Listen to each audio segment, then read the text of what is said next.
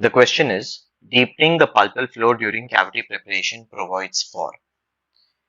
Coming to the basics of cavity preparation, why do you prepare a cavity? Basically, a cavity is prepared in order for it to receive a restorative material. Secondly, the cavity has the function of removing whatever decayed tooth structure has been there, which will improve the remaining tooth structure, form and function, as well as it will help you restore or retain the material that is going to be restored within that place where all the carious tooth structure was removed.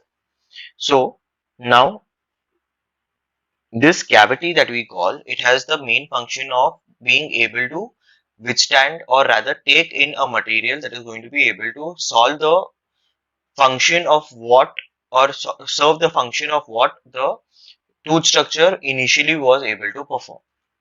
Now, if this is your tooth, this is the cavity that you have prepared with a burr. Okay, this is the dentine, this is the dentine, and this is the enamel. Okay, now as all books have mentioned, the the cavity should be, or the floor of the cavity should be 0.2 to 0.8 mm into the DEJ. Why? Why is it so? Let's understand this. Now, if I had a situation where this is my tooth, this is the cavity that I've prepared, this is the cavity that I've prepared, and this is the dentine, where this is the DEJ and this is the dentine. If you see, this entire cavity is only in the enamel. If I restore it, say with amalgam or any other cast metal restoration, what happens is cast metal, at least it will be able to retain itself within that particular depth only. However, when it comes to amalgam, amalgam is a very brittle material. So because of its brittleness, it needs bulk to stay or bulk to support itself. So if you have a cavity which is only within the enamel, that means the depth of the cavity is very less. For such shallow cavities, what is going to happen is the amalgam is going to completely fracture. And because of this fracture, there is a failure of the restoration. On the other hand, if I take a cavity which is 0.2 to 0.8 mm into the DEJ, that means I have gone 0.8 to 0.2 to 0.8 mm of the dentine is also involved. The dentine, as we all know, is much more resilient as compared to enamel.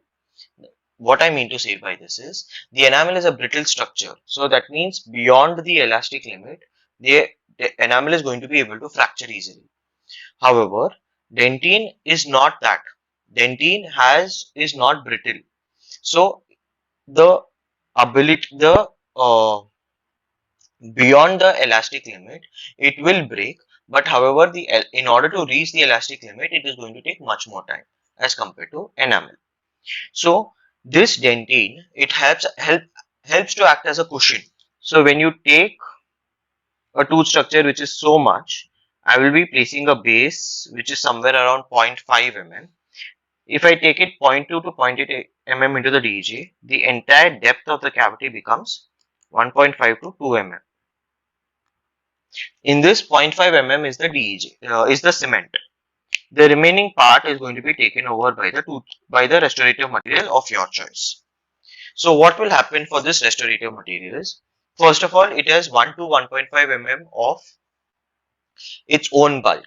That means it is not going to be able to fracture on its own. Second is, the tooth structure has enough dentine away from the pulp so that it can act as a cushion and it can transmit the forces completely within the dentine itself, and the amount of forces transmitted to the pulp are going to be very less. Lastly, the mantle dentine is what is present is somewhere around 0.2 to 0.8 mm below the DEJ. So this mantle dentine is a little less mineralized as compared to the circumpulpal dentine. What does this mean?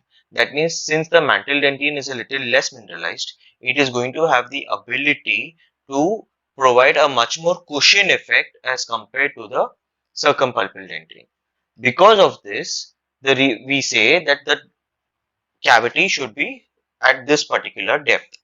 However, there have been situations when the cavity will be much more deeper. If you are not able to give a proper 2 mm thickness of dentine, the remaining dentine thickness, or the RDT as we call it, if it is not going to be 2 mm, and there are situations where the caries is so deep that you cannot have 2 mm of RDT. What happens is, if I place again a 0.5, see, let's say that I have 1 mm of RDT, okay, and I place in that 0.5 mm of base, and the remaining cavity I restore it with amalgam. So that means 2 to 2.5 mm of the cavity has been restored with amalgam. In such a situation, what will happen? The amalgam is a very good conductor of heat and electricity. The pulp is going to be easily damaged because whenever the patient eats something hot or cold, the patient is going to experience severe sensitivity, which will lead to inflammation of the pulp, and eventually it will lead to a root canal treatment. That is the reason why it is important that you place the um, cavity 0.2 to 0.8 mm below the DEJ. What will this do? It will provide for adequate thickness or bulk of the restorative material, as well as adequate thickness of the remaining dentine. Both of this, what will it do? It will prevent fracture of the restorative material because it is about 1 mm in thickness, whereas the RDT is about 2 mm in thickness. That means it has enough bulk over there as well.